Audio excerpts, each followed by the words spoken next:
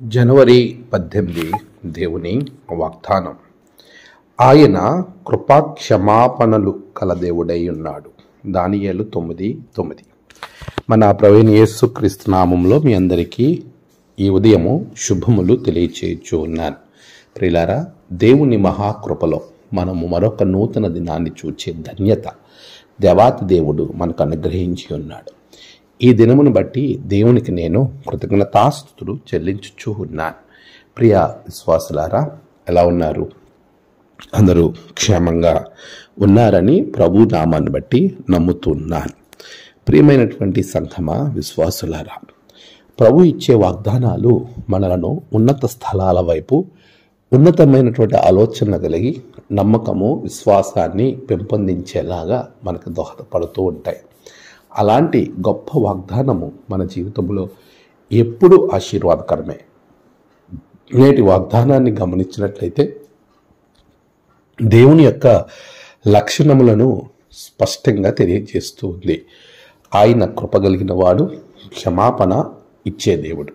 మన జీవితంలో ఆయన కృపను అనుగ్రహించి మనము చేసిన పాపములు ఒప్పుకున్నప్పుడు ఆయన మనకి క్షమాపణను అనుగ్రహించి నిత్యము మనలను ఆయన కృపలలో జ్ఞాపకం చేసుకుంటూ పూర్వ పాపములను జ్ఞప్తిలోనికి తీసుకురానటువంటి గొప్ప కృపగల దేవుడు.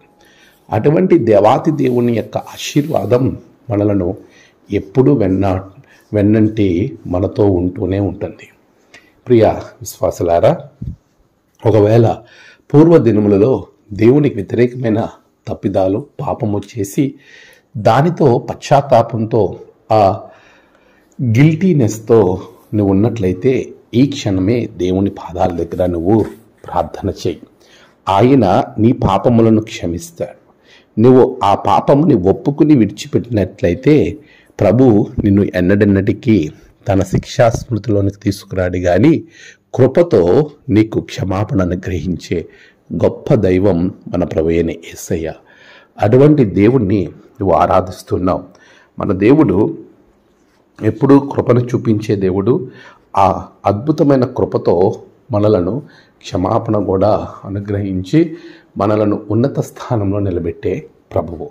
అందుకే పౌలు, అయ్యా నాకున్న ముళ్ళును తీసివేయమని అని అర్థించినప్పుడు ప్రభు అంటున్నాడు, నా కృప నీకు చాలు. నినవే ప్రజల విషయంలో ఆయన కృపను కనబరుస్తూ వాళ్లకు పశ్చాత్తాపానికి తగిన క్షమాపణ దేవుడు అనుగ్రహించాడు. ఈ ఉదయం దేవుడు నీకు తన కృపను విస్తారంగా అనుగ్రహించి నీ దోషములను క్షమించి ఆయన చెంతకు చేర్చుకునే గొప్ప భాగ్యము, కృప ప్రభు అనుగ్రహించును గాక. ఆమేన్. ప్రార్థన. సర్వోన్నతుడ, గొప్ప దేవ, నీ బిడలను కృపతో మన్నించి ఆశీర్వదించండి.